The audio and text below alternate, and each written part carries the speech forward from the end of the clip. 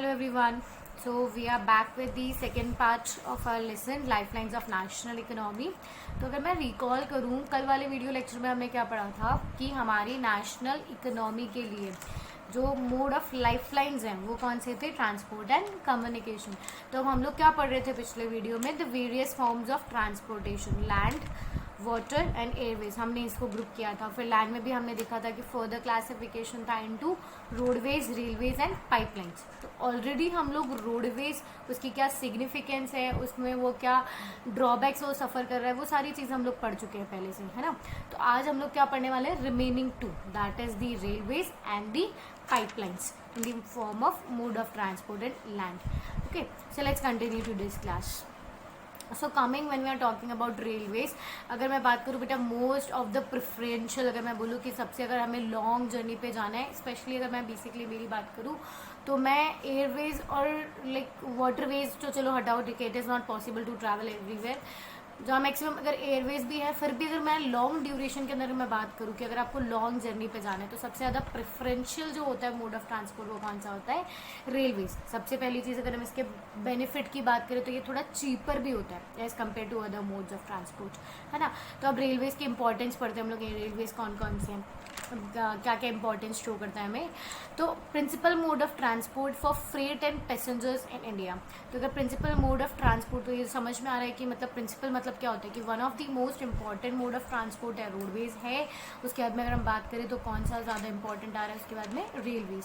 अब for freight and passengers, अब freight मतलब पैसेंजर्स मतलब तो समझते हो ह्यूमन बींग से रिलेटेड हो गया। फ्रेट का मतलब होता है बेटा लाइक हम लोग गुड्स को ट्रैवल करते हैं, मतलब एक जगह से दूसरी जगह हम लोग गुड्स को भी बेचते करते हैं ना, तो उसे हम लोग फ्रेट बोलते हैं। आप लोगों ने सबने देखा होगा कि लाइक ट्रेन्स जो होती है उनके अंदर लगेज बॉक्सेस भी होते हैं जो बहुत सारे लगेज को एक साथ मतलब लाइक एक जगह से दूसरी जगह मूव करते हैं, ट्रांसपोर्टेशन में हेल्प करते हैं गुड्स की, ठीक है। तो like railways is the principal mode of freight and passenger in India. It conducts multifarious activities. Multifarious activities मतलब केवल ये घूमने फिरने के लिए केवल ट्रांसपोर्टेशन नहीं, ये और दूसरी फैसिलिटीज़ को भी एड करवाती है। जैसे क्या हो गया बिजनेस को, अब देखो बिजनेस कैसे हो रहा है, फॉर एग्जांपल समझने की कोशिश करना कि मैं यहाँ पर मैं मानूँ कि अभी for example person place x पे हूँ, ठीक है। प्लेस एक्स पे मैंने क्या किया, बहुत सारा मैंने कॉटन प्रोड्यूस कर लिया, ठीक है, फेवरेबल क्लाइमेट था, सब कुछ बहुत अच्छा था। अब वो कॉटन ऐसा तो नहीं, कॉटन मानो कॉटन क्लोथ्स मैंने बहुत बल्क में प्रोडक्शन किया। अब ऐसा तो नहीं है ना कि मैं केवल उसे उसी मार्केट में बेच पाऊँगी। अब मेरे पास बहुत ज़्यादा बल्क है, बहुत ज़्यादा सरप्लस है, तो अब मैं क्या करूँगी, उसको दूर में जहाँ पे लाइक फैसिलिटीज़ अवेलेबल है मैं उसको दूर में और कहीं और एक्स्ट्रा मैं उसको बेचने की कोशिश करूँगी। तो अब मैं अगर मुझे वही मानो कि मुझे वही चीज़ मुझे भेजनी, मैं राजस्थान में हूँ, मुझे मानो कि उत्तराखंड बेचनी है, अरुणाचल प्रदेश बेचनी है, या नीचे कर्नाटक वगैरह में मुझे उसका ट्रांसपोर्टेशन करवाना है, तो इसके लिए मुझे बिजनेस में कौन हेल्प करने वाला है, रेलवेज। लॉन्ग डिस्टेंस में गुड्स को ट्रैवल करवाने के लिए किसको प्रिंसिपल मोड माना गया है, रेलवेज को माना गया है। इस तरह से समझ में आया। Next sight seeing. Sight seeing से आप कैसे समझोगे कि हम जब जाते हैं माउंटेनियस एरियाज़ में, जब हम लोग ट्रैवल के लिए जाते हैं, टूरिज्म के लिए हम लोग जो बेसिकली जाते हैं, तो वहाँ पे जब जो डीप वैलीज़ वगैरह जो हम लोग साइट विजिट करने जाते हैं ना, तो वहाँ घूमने के लिए बेटा हम लोग किसका यूज़ लेते हैं, रेलवेज का यूज़ लिया जाता है, ओके। फिर उसके बाद में पिलग्रिमेज में भी आपको मैंने बता दिया है पहले ही कि जो लोग मतलब लॉन्ग डिस्टेंसेस पे ट्रैवल करना चाहते हैं जनरली, तो वो किसे प्रेफर करते हैं, रेलवेज को। पिलग्रिमेज मतलब जान समझते हैं ना, वर्शिप करने के लिए जाते हैं from one place to another, that is pilgrimage. And transportation of goods over long distances. Transportation of goods भी मैंने आपको समझा दिया था कि अगर मुझे यहाँ पे मैंने राजस्थान में प्रोडक्शन किया, मुझे कहीं और उसे सेल आउट करना है, तो मैं उसको क्या मतलब बेसिक मोड ऑफ ट्रांसपोर्टेशन जो मैं यहाँ पे यूज़ करूँगी वो रेलवेज होता है, okay. Great integrating force for more than 150 years. तो अगर मैं बात करूँ तो ये कब से हम लोग इसको करंटली यूज़ करते आ रहे हैं, नियरली मोर देन 150 ईयर्स। अच्छा, एक बहुत बेसिक सी चीज़ समझो कि जो रेलवे था हमारे इंडिया में, उसे किसने डेवलप किया था, ब्रिटिशर्स ने। ब्रिटिशर्स इंडिया में क्यों आए थे, क्योंकि उन्हें इंडिया में ट्रेड करना था, उन्हें इंडिया से प्रॉफिट अर्न करना था, है ना। तो अब वो इस प्रॉफिट मोटिव के चक्कर में उन्होंने क्या किया था, लाइक मतलब वो क्लोथिंग वगैरह जो हमारे यहाँ से जो रॉ कॉटन को ले जाते थे, वो फिनिश कॉटन क्लोथ्स जो हमारे इंडिया में वापस से ला करके रीसेल करने की कोशिश करते थे, तो उसके लिए उन्होंने क्या किया था बेटा, उन्होंने उसके लिए लाइक रेलवेज कंस्ट्रक्ट करवा दिए थे इंडिया में, ताकि उनका जो मूवमेंट है वो और ज़्यादा इजीली फैसिलिटेट हो जाए, ठीक है, ये समझ में आ गया। Then accelerate the development of industry and agriculture. अब आपको भी पता है कि जो ये रॉ मटेरियल, वही चीज़ समझो बेटा, बिजनेस यहाँ से कैसे डेवलप होगा। तो बिजनेस डेवलप करने के लिए हमें जो गुड्स का मूवमेंट चाहिए, जो हमें फैसिलिटीज़ चाहिए, जो कोई फार ऑफ प्लेसेस पे अगर उसे हमें हमारी यहाँ पे अपने करंट प्लेस पे लेके आना है, तो वो चीज़ हम किसकी वजह से करवा पाएंगे, किसके हेल्प से करवा पाएंगे, रेलवेज़ की वजह से। Okay, because it is one of the most cheapest source of transportation. अगर बात करते बेटा, अगर आपको थोड़े स्मॉल डिस्टेंसेस पे जाना, तो ये तो हमने कल भी कवर किया था कि हम रोड ट्रांसपोर्ट का यूज़ करते हैं, पर अगर हमें लॉन्ग जर्नी पे जाना है, ठीक है, और वो भी हमें चीपर अमाउंट के अंदर जाना है, तो वो हमें कौन प्रोवाइड करेगा, एड रेलवेज प्रोवाइड करेंगे। ओके, कल दोनों में डिफ्रेंसिएशन, जब हमने बात की थी कि रेलवे लाइन सेटअप करना है, दैट इज़ कॉस्टली, पर उसके बाद में जब हमें रेलवे लाइन्स को यूज़ करना है ना, तो जो टिकट्स वगैरह चार्जेस जो हमसे कंज्यूम किया जाता है वो काफ़ी चीपर होता है पर पर्सन। ओके, तो because large number of people उसमें ट्रैवल करते हैं, तो वो जो डिस्ट्रीब्यूशन है उसका चार्जेस का वो डिस्ट्रीब्यूट हो जाता है।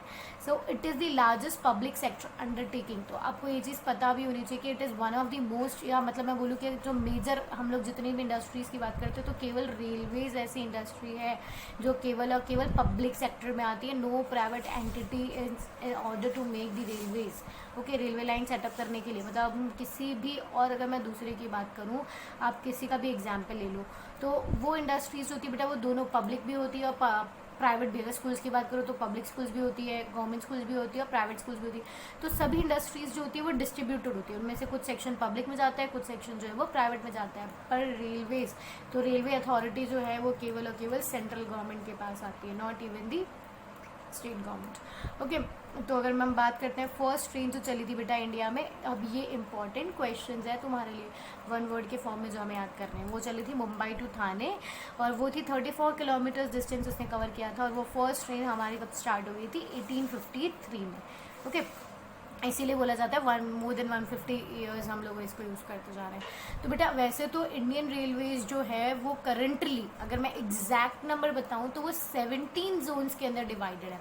ओके, इंडियन रेलवेज वैसे कितने जोन्स में डिवाइडेड है, 17 रेलवे जोन्स के अंदर डिवाइडेड है।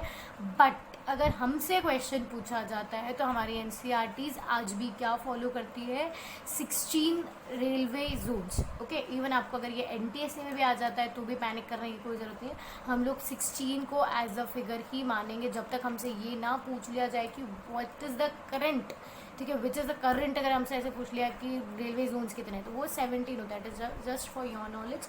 बट आपको जितना भी यहाँ पे याद करना है, सीबीएसई कंसर्न से भी और एनटीएससी कंसर्न से भी, आपको क्या याद रखना है, 16 जोन्स। ठीक है, it is just to tell you, just for your information, कि अभी हमने 17 जोन भी डेवलप कर लिया है, पर हमारी एनसीईआरटीज अभी भी क्या फॉलो कर रही है, 16 जोन्स। ओके, तो अब मैं बात करूँ बेटा 2011 तक हम लोगों ने कितने स्टेशन बना लिए थे, 7133, और वो कितने किलोमीटर्स में हमारी रेलवे लाइन स्टैब्लिश हो गई थी, 64,460 kilometres. Okay, this is a basic question जो जनरली नहीं पूछा जाता है, just for your knowledge we have written it. Okay, एक बार के लिए हमें हम हर एक चीज़ पॉसिबल चीज़ को पढ़ने की कोशिश करेंगे। तो अभी तक आप लोग रेलवे से क्या समझ रहे हो कि मैं बात करूँ तो अगर फ्रेट और पैसेंजर्स को लार्ज एरिया में, अगर हमें लॉन्ग जर्नी के अंदर हमें ट्रैवल करवाना है, तो ये प्रिंसिपल मोड ऑफ ट्रांसपोर्ट हो जाता है, चीपर हो जाता है। 150 सबसे one of the oldest means of transport भी है ये हमें बहुत सारी बिजनेस एक्टिविटीज़ हुआ, इकोनॉमिकल ग्रोथ हुई, इन सब में हमें बहुत ज़्यादा प्रमोट करवाता है, हेल्प करवाता है। One of the largest it is the most largest, ठीक है, सबसे बड़ा पब्लिक अंडरटेकिंग है। ये 3 तरह के बिजनेस होते हैं ना, public undertaking, public sector, private sector and joint sector. तो पब्लिक सेक्टर मतलब जानते हो, जैसे हम गवर्नमेंट एंटिटीज़ के बोलते हैं, जो प्राइवेट होता है वो it is owned and control by private bodies, और joint that is a combination of both, है ना, जो आपस में प्रॉफिट्स और म्यूचुअल बेनिफिट्स शेयर करते हैं। ठीक है, उसके बाद में ये 3 से 4 पॉइंट्स ऐसे थे जो आपको रेलवेज़ के बारे में ध्यान रखना है। फिर उसके बाद में बेटा अब रेलवेज़ जो है ना, अब आपको हमने जब कल भी बात करी थी, अब आपको ये चीज़ इंपॉर्टेंट यहाँ पे समझने की ज़रूरत है। जब हमने कल भी रेलवेज़ की बात की थी और रोडवेज़ को जब हम कंपेरिजन में पढ़ रहे थे, तो हमने क्या बोला था कि जो बहुत डिस्ट्रीब्यूटरी, बहुत ज़्यादा डिस्ट्रक्टिव जो टोपोग्राफीज़ होती है, वहाँ पर रेलवेज़ ईजीली स्टैब्लिश नहीं होती हैं। हाँ, अगर मैं बात करूँ कि ऑल ओवर द इंडिया अगर मैं बात करूँ, तो ऐसा नहीं है कि हर एक एरिया में, बेटा रोड ट्रांसपोर्ट तो फिर भी आपको सब जगह मिल जाएगा, बट रेलवेज जो है वो हर एरिया में इस्टेब्लिश नहीं है। कुछ ऐसे एरियाज है जहाँ पे बहुत ज़्यादा high busy route of network आपको रेलवे नेटवर्क मिलेगा, और कुछ ऐसे एरियाज है जहाँ पे बिल्कुल एक मतलब लाइक रेलवे सेटअप ही नहीं हुए हैं। क्यों? तो ये जो डिस्ट्रीब्यूशन ऑफ पैटर्न है रेलवे का, ये इन्फ्लुएंस होता है physiographic, economical and administrative factors से। अब फिजियोग्राफिक क्या होता है? फिजियोग्राफिकल डिविजन्स हमने 9th क्लास में पढ़ा था कि जो सरफेस है वो कैसी है, लाइक वो प्लेन है, वहाँ माउंटेन है, वहाँ डेजर्ट है, वहाँ आइलैंड्स है, क्या चीज़ें वहाँ पे है ना। तो फिजियोग्राफिक डिवीजन से समझने की कोशिश करो कि अगर हम लोग इसको, अगर यही रेलवेज को अगर हम लोग माउंटेन्स वगैरह पे स्टैब्लिश करने की कोशिश करते हैं तो वो वहाँ पर ईजीली डेवलप नहीं होगा, वहाँ उस पर ईजीली मतलब उसको बोलते हैं ना, अगर ईजी कंस्ट्रक्शन भी अगर मैं बात करूँ तो वो भी ईजी नहीं होगी। इकोनॉमिक एक्टिविटी की अगर मैं बात करूँ बेटा, तो आप इसको समझने की कोशिश करो, जो प्लेट्यू रीजन है वहाँ बहुत सारे मिनरल्स अवेलेबल है हमारे पास, या जो माउंटेनियस एरियाज अगर मैं वहाँ पे बात मतलब लाइक हाई माउंटेन्स एरियाज़ की बात नहीं कर सकते हम, जो नॉर्मल अगर प्लेन एरियाज़ में आ जाते हैं, प्लेट्यू एरियाज़ के अंदर आ जाते हैं, तो वहाँ जो माउंटेन्स होंगे जो, या वहाँ जो हमें मिनरल्स मिल रहे होंगे उसे हमें क्या करने की कोशिश पड़ेगा, हमें उसको डिस्ट्रीब्यूट करना पड़ेगा। अगर मैं बात करूँ कोल का एग्जाम्पल ले लेते हैं, है ना। कोल हमने देखा था, या आयरन की हमने बात की थी कि वहाँ जमशेदपुर झारखंड में बहुत ज़्यादा हमारे पास इम्पॉर्टेंट आयरन बेल्ट है, तो उसे हमें क्या करना पड़ेगा, डिस्ट्रीब्यूट करना पड़ेगा, है ना। तो वो डिस्ट्रीब्यूशन मतलब अगर मैं बात करूँ तो उस जगह पे पर्टिकुलर उस लोकेशन पर बहुत हैवी नेटवर्क है, वहाँ से जो है वो ट्रांसपोर्ट जो है वो आयरन का मूवमेंट जो है वो बहुत ज़्यादा है, दैट इज़ इकोनॉमिक, मतलब वहाँ हमारे पास सोर्स ऑफ इनकम वहाँ पर है या नहीं है। मानो कि अगर उस एरिया के अंदर, अगर मैं नॉर्दर्न प्लेन्स की बात करूँ तो वो डेंसली पॉपुलेटेड है ना। तो बेटा जो एरिया डेंसली पॉपुलेटेड है वहाँ तो हमें पैसेंजर्स मिलेंगे, तो पैसेंजर्स मिलेंगे इसीलिए हम उस एरिया के अंदर रेलवे लाइंस को सेटअप कर देंगे, पर जो हमारे लिए इकोनॉमिकली फिजिबल ही नहीं है। मानो कि मैंने वहाँ ट्रेन सेटअप कर दिया, वहाँ पॉपुलेशन ही नहीं है जो इन ट्रेन में ट्रैवल करे, तो क्या होगा, वो ट्रेन बंद हो जाएगी, है ना। तो इकोनॉमिकली लाइक फिजिबल नहीं होगी हमारे लिए। और एडमिनिस्ट्रेटिव फैक्टर्स मानते हैं कि जैसे for example take it as Mumbai अगर हम बात कर लेते हैं, दिल्ली हम बात कर लेते हैं, एक फाइनेंशियल कैपिटल हो गया, एक लाइक वैसे सेंटर ऑफ एडमिनिस्ट्रेशन हो गया, हमारे कैपिटल हो गई कंट्री की। तो ये ऐसे सेंटर्स हैं जहाँ से हम पूरी कंट्री को मॉनिटर करते हैं, पूरी कंट्री का बोलते हैं ना अंडरटेकिंग होती है, वहाँ से एडमिनिस्ट्रेशन होता है, तो वो हमारे लिए कितनी ज़्यादा इंपॉर्टेंट है, ठीक है। वो एरियाज हमारे लिए, वो लोकेशंस हमारे लिए कितने ज़्यादा इंपॉर्टेंट है। तो ये ऐसे फैक्टर्स हैं जो डिटर्मिन करते हैं कि उस एरिया में कितना बड़ा रेलवे नेटवर्क होना चाहिए, या कितना लाइक स्केर्स अमाउंट में 1-2 रेलवे नेटवर्क्स होने चाहिए, बिल्कुल ही वहाँ पे इस्टेब्लिश नहीं होना चाहिए। इसको क्लासिफिकेशन करके देखो नॉर्दर्न प्लेन्स, प्लेट्यू रीजन में और फिर हिमालयंस में। तो जो नॉर्दर्न प्लेन्स था मैं आपको वैसे भी समझा चुकी थी कि वो कितना ज़्यादा डेंसली पॉपुलेटेड है। डेंसली पॉपुलेशन है तो आपको पॉपुलेशन मिल गई ट्रैवल करने के लिए, वहाँ ऑक्यूपेशन और एग्रीकल्चर बहुत ज़्यादा है, ठीक है। वहाँ से जो भी आउटपुट बनेगा उसको आपको लाइक ट्रांसफ़र, लाइक जो ग्रेन्स हमने प्रोड्यूस किया उसको पूरी हमने पूरी कंट्री में उसे बेचना पड़ेगा, या इवन हम लोग उसे अदर कंट्रीज़ में एक्सपोर्ट भी कर रहे हैं, है ना। तो वो हम किसकी वजह से कर पाएंगे, वो फिजियोग्राफिकल डिवीजन भी अच्छा था वहाँ का, इकोनॉमिकल भी है वो हमारे लिए कि हमें बेनिफिट वगैरह मिल रहा है, वो बहुत ज़्यादा वहाँ पे लाइक बोल सकते हैं ना हम लोग जीडीपी वहाँ पे जनरेट हो रही, तो वो एक एडमिनिस्ट्रेटिव का सेंटर भी बन गया कि भाई वहाँ से हम लोग सामानों को आगे फर्दर बेचने करने वाले हैं। तो these are the factors that will tell you about the distribution of railways, okay. अगर हम कंपेरेटिवली प्लेट्यूज की पढ़े तो प्लेट्यूज में भी हमें मिनरल्स वगैरह मिलते हैं, तो वहाँ पे भी हम इजीली सेटअप कर लेते हैं। पर अगर उसके बाद में अगर मैं बात करूँ तो वेस्टर्न घाट्स और ईस्टर्न घाट्स है वो कितने ऊबड़ खाबड़ है ना, मतलब वहाँ पर एक फेवरेबल ट्रेन नहीं है, तो उसकी वजह से वहाँ क्या है कि वहाँ हो सकता है possibilities of having a lower rate of railways, जितना हम लोग कहाँ पे बात कर रहे थे नॉर्दर्न प्लेन्स और हिमालयाज, जहाँ पॉपुलेशन भी कम है, क्लाइमेटिक कंडीशंस भी फेवरेबल नहीं है, इकोनॉमिकल भी वो सेंटर नहीं है, तो वहाँ हम लोग रेलवेज को सेटअप ही नहीं करेंगे, या होगी तो भी बहुत कम होगी, है ना। तो दीज आर दी फैक्टर्स जो किसी भी एरिया में लाइक रेलवेज को सेटअप करने में हमें सपोर्ट करती है, ओके। अब बेटा रेलवेज हमने हर चीज़ के बारे में बात की, कल हम लोगों ने जब रोडवेज पढ़ा था तो हमने उसकी प्रॉब्लम्स भी डील की थी, राइट। तो अब रेलवे नेटवर्क जो है वो हमारे लिए बहुत एक चीपर सोर्स हो गया, लॉन्गर जर्नीज़ के लिए बहुत फेवरेबल हो गया। तो जो रेलवे नेटवर्क है वो भी कुछ ना कुछ प्रॉब्लम्स फिर भी सफ़र करते हैं, है ना। तो वो क्या प्रॉब्लम्स है, देखो आपने भी देखा होगा कि बेटा बहुत सी बार, इवन आपने कभी ट्रेन में ट्रैवल किया होगा तो आपने कितनी बार ऐसे लोग देखे होंगे जो बिना टिकट के ट्रैवल कर लेते हैं, है ना। तो many passengers travel without tickets, तो उससे क्या हुआ, लॉस हुआ रेलवे का। तो पुलिंग ऑफ चेन्स, हाँ आपने देखा होगा कि मतलब हर एक कंपार्टमेंट के अंदर एक इमरजेंसी चेन लगा होता है रेड कलर का, है ना जनरली, तो जब उसे पुल कर लेते हैं तो जो ट्रेन होती है वो स्टॉप हो जाती है जगह पे। ये बेसिकली आपको ये चीज़ इसके बारे में पता है बेटा, that causes heavy losses of the railways. Okay, मतलब उसमें काफ़ी एनर्जी फ्यूल वगैरह हम बात करते हैं तो वो वहाँ पे काफ़ी वेस्ट हो जाता है। ओके, उसके बाद में अगर मैं बात करूँ theft and damaging of railway property, ठीक है, रेलवे स्टेशन पे अगर मैं बात करूँ, अगर मैं कहीं पे भी रेलवे के अंदर बात करूँ तो लोग क्या करते हैं, जो रेलवे प्रॉपर्टीज़ होती है, जो बेंचेस वगैरह होती है या फिर ट्रेन में जो कंपार्टमेंट्स वगैरह होते हैं, विंडोज़ वगैरह होते हैं, लोग उन्हें काफ़ी ज़्यादा डैमेज पहुँचाने की कोशिश करते हैं। और डैमेज डायरेक्टली और इनडायरेक्टली क्या होता है, रेलवेज को ही होता है, हम भी खुद को ही होता है, right. So these are the drawbacks that the railways, अब इतने लार्ज स्केल पे वहाँ पे लोग जो है वो ट्रैवल कर रहे हैं, तो ये चीज़ें लाइक रेक्टिफाई कर पाना कि भाई कौन टिकट्स के साथ ट्रैवल नहीं कर रहा या किसने इस पर्टिकुलर चीज़ को डैमेज किया, वो रेक्टिफाई कर पाना इतना ईजी नहीं है। So these are the problems that railway transport is suffering. So now to the last land transport we have is pipelines. Pipelines किस लिए ज़रूरी है हमारे पास, पहले वो देखो। It is a convenient mode of transport for mineral oil and natural gas, ये liquid form में होती है पहले से, ठीक है, तो इन्हें वहाँ से हम लोग वहाँ से ट्रैवल करवाने में, मतलब उसके थ्रू हमें पाइपलाइंस के थ्रू उन्हें भेजना बहुत ईजी होता है हमारे लिए। Can be constructed over land as well as in water, अब ये दोनों जगह मतलब लाइक बिल्ड हो सकती है, पानी में भी हो सकती है, पाइपलाइन से तो लगवानी है, और लैंड के अंदर भी हो सकती है। आपने देखा होगा जब आप ट्रैवल करते हो हाईवेज़ पे, बहुत सी बात, तो हाईवेज़ के साइड में ना ऐसे बड़े बड़े से वो पाइपलाइन सेटअप हो रखी थी, वो किसके लिए होता है, just for the convenient mode of transport होता है। Okay, initial cost of laying pipeline is more as similar to the railways, कि जो इनिशियल कॉस्ट होती है पाइपलाइंस को सेटअप करने के लिए वो काफ़ी ज़्यादा हाई होती है, बट उसके बाद में जब आप उसको यूज़ करने लग जाते हो उसका तो वो काफ़ी ज़्यादा कम होती है। ओके, तो इनिशियल का कॉस्ट तो काफ़ी ज़्यादा हाई है, पर उनको रनिंग की जो कॉस्ट है वो काफ़ी ज़्यादा लो है। तो pipeline transport rules out transshipment losses और डिलेज, अब इसका एक सबसे ज़्यादा मतलब क्या, rules out losses and delays में एक सबसे अच्छा फ़ायदा हमें क्या है पाइपलाइन से, कि जो हम लोग अभी तक रेलवे ट्रांसपोर्टेशन में पढ़ रहे थे या फिर अभी तक हम लोग जो रोड ट्रांसपोर्टेशन में पढ़े थे, ज़्यादातर जो फ्रेट है वो किससे ट्रांसपोर्ट हो रहा था, रेलवे से।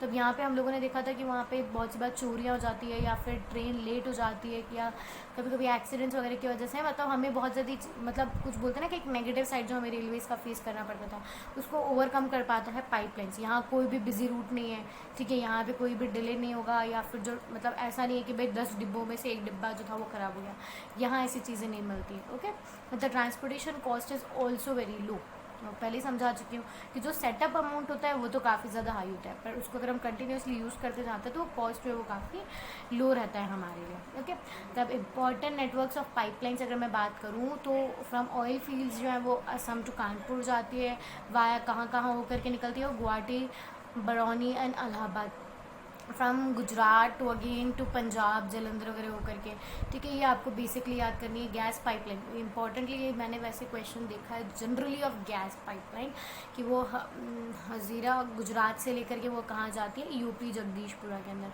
फिर एमपी होकर के हो जाती है। पाइपलाइंस जो है वो between Mumbai high and Mumbai petroleum के लिए जो यूज़ की जाती है, फाइन, उसके नेचुरल गैस के लिए भी की जाती है। मैंने हमेशा बताया ना पेट्रोलियम के पास में पेट्रोलियम जो जहाँ पे पेट्रोलियम फॉर्म होता है वहाँ पे हमें नेचुरल गैस भी मिल जाती है। तो ये ऐसे बेसिक 4 आपको पाइपलाइंस भी याद करनी है। There is no option like इसमें हमें कोई रिलैक्सेशन नहीं मिलेगा, ये कंपलसरी होती है हमारे लिए याद करना। ओके, मतलब एनटीएससी में आपको मिल जाएगा, सीबीएसई में आपको मिल जाएगा, बहुत इंपॉर्टेंट है। वन वर्क की अगर से मैं बात करूँ स्ट्रेस से, सी अब ज्योग्राफी के अंदर आप अभी तक बेसिक चैप्टर्स जो पढ़ते आ रहे थे, जो स्टार्टिंग वाले चैप्टर्स की मैं बात करूँ, एग्रीकल्चर हुआ, मिनरल एंड एनर्जी रिसोर्स हुए, है ना, तो ये ऐसे चैप्टर थे जो जहाँ से आपको मैक्सिमम वेटेज मिलेगा, लाइक 3 मार्क के क्वेश्चन, 5 मार्क के क्वेश्चन रिटर्न में आपको वहाँ से आएगा, थियोरिटिकल सेक्शन वहाँ से आता है।